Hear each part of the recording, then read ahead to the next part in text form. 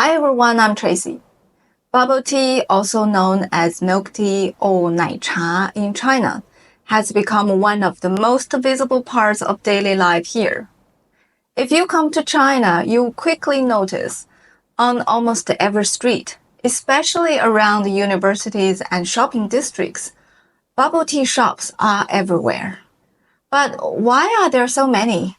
I think there are a few key reasons. First, young people's taste preferences are changing. In general, young Chinese people are developing a stronger preference for sweet flavors. It's not just the bubble tea. Many popular dishes today are noticeably sweeter than before. My parents' generation rarely care for sweets, but younger generations love sweet drinks. So bubble tea naturally became a hit. Second, climate change plays a big role. In recent years, summer in most parts of China have become hotter and longer. In this kind of weather, people want something cold and refreshing. Traditional hot tea or coffee just doesn't work. They are small portions and served hot.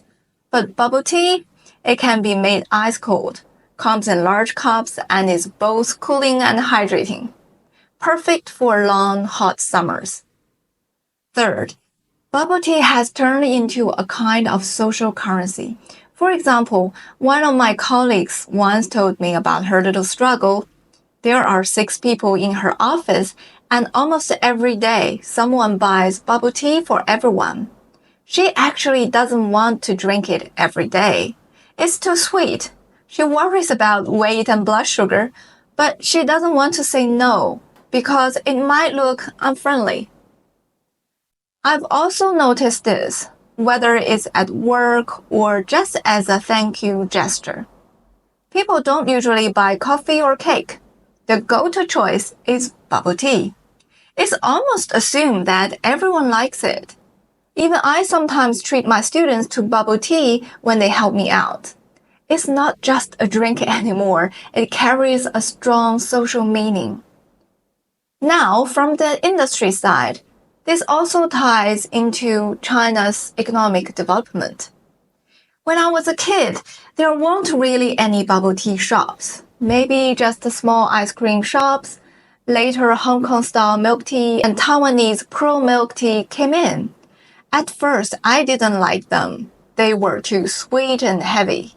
But in recent years, because competition is so fierce, brands are constantly rolling out new flavors, and the quality has improved a lot. You can customize the sugar level, 0 sugar, 30% sugar, 70% sugar. There are also refreshing fruits tea, 果茶. So even people like me who don't like overly sweet drinks can find something they enjoy.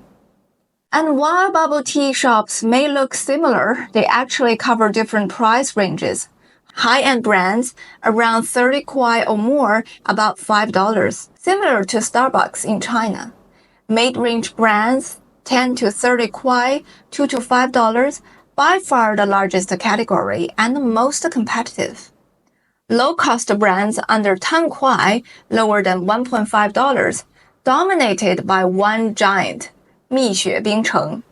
Their huge cup of lemonade is only 3 kuai, less than 50 cents. And it's surprisingly good. The mid-range market is the craziest. In just the first half of 2025, major bubble tea brands launched over 2,000 new drinks.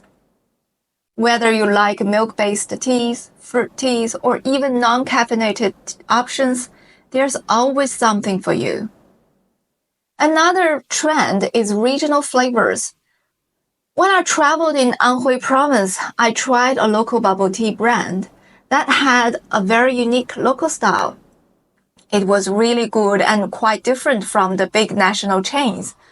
Finally, the industry benefits from economies of scale. Most bubble tea shops are franchises.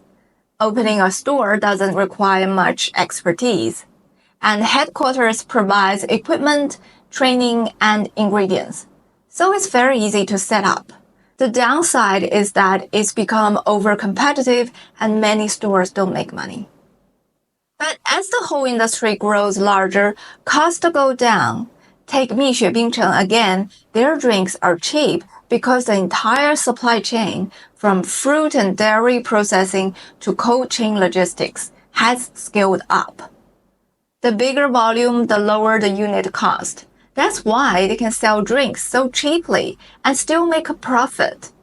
This cost advantage keeps the industry expanding and overcrowded. These days, the explosion of bubble tea shops might actually represent a kind of false prosperity. The strong demand for bubble tea is, in many cases, created by businesses, especially the big brands. For example, they launch campaigns like the first cup of bubble tea in autumn. But if you really think about it, do you actually need that first cup of bubble tea in autumn? At the end of the day, bubble tea is not a necessity. Even if it tastes great, you don't really need to drink so much of it. From what I have observed, young people's bubble tea consumption has already gone far beyond what's necessary. In other words, businesses have manufactured this illusory demand. Within this context, they tell young people, this is how you should live. You should drink bubble tea every day. You should celebrate special moments with bubble tea. You should treat your friends with bubble tea. In this way, bubble tea has been turned into a lifestyle symbol, a trendy marker of youth. Then businesses use this artificially created demand to attract franchisees. They say, look at the market. Demand is so high, join us, and you'll make a profit. But the truth is, this false prosperity may not be sustainable. For one, today's young consumers will age. In 10 years, the next generation may not see bubble tea as trendy and demand could decline. Second, there are growing public health concerns. Heavy consumption has been linked to risks such as gout, cardiovascular disease, and kidney problems. If bubble tea gains the reputation of being an unhealthy drink or even junk food, consumer behavior could shift dramatically. In this capital-driven bubble, ordinary consumers spend more money and may even sacrifice their health. Franchisees invest their savings but risk facing market saturation. And in the end, the ones who profit the most and for the longest are usually the leading brands and the capital behind them. So while bubble tea is delicious and fun, it's worth remembering, moderation is key. If you enjoyed my commentary, don't forget to subscribe to my channel for more insights into life, culture, and economics in China. See you next time.